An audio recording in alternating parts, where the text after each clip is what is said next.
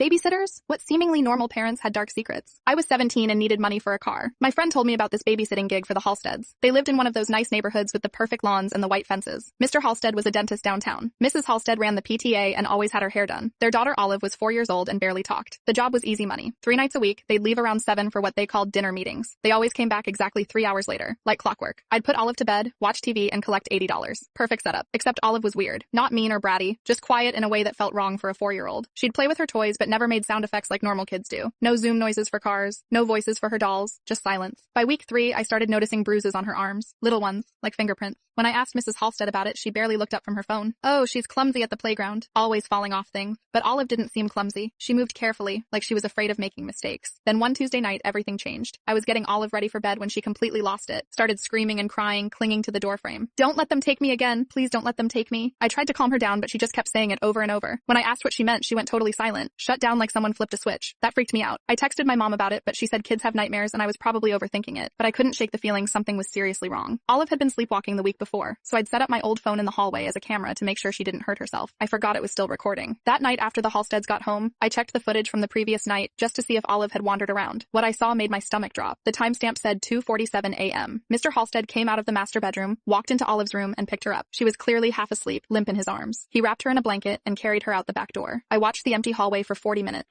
Then he came back carrying her inside. This time she was awake and crying silently, tears running down her face. I felt sick. I watched it 3 more times to make sure I wasn't seeing things wrong. What the hell were they doing with her at 3 in the morning? Where did he take her? The next day, I showed up for my usual shift. I tried to act normal, but I was shaking. Mrs. Halstead was in the kitchen making coffee. I decided to test the waters. Hey, does Olive have trouble sleeping? I thought I heard her up really late last night. Mrs. Halstead's whole face changed. Her smile disappeared. She set down her mug and stared at me with these cold eyes. Some things are too grown up for babysitters to understand, Kayla. I'd appreciate if you focused on your actual job. The way she said it made my blood freeze. That wasn't a normal parent response. That was a threat. I finished my shift and left. The second I got home, I told my mom everything. Showed her the video. Her face went pale. She didn't even hesitate. She called CPS right there. Made a report. Sent them the footage from my phone. CPS showed up at the Halstead house the next afternoon. I wasn't there, but my mom got a call an hour later from the caseworker. The house was empty. Totally cleaned out. The Halsteads were gone. I thought that was the end of it. That they'd gotten away. But 4 days later, it was all over the news. Police raided some farmhouse 2 hours outside the city. Turns out it was connected to this insane underground group. They called it reparenting therapy or some sick thing like that. Parents would bring their kids there in the middle of the night for obedience training, basically torture to make them more compliant. Olive was found there, along with 6 other kids, all under 7 years old. The Halsteads were arrested a week later trying to cross state lines with fake IDs and new names. Mrs. Halstead's hair was dyed black. Mr. Halstead had shaved his beard. They looked like completely different people. I had to testify at a hearing, sat in a room with a judge and about a dozen other people, told them everything I saw, showed them the video again. The lead detective came up to me afterward and shook my hand. He looked exhausted. You saved that little girl's life. If you hadn't been paying attention, we never would have found them. Olive went to live with her grandmother in another state. I never saw her again.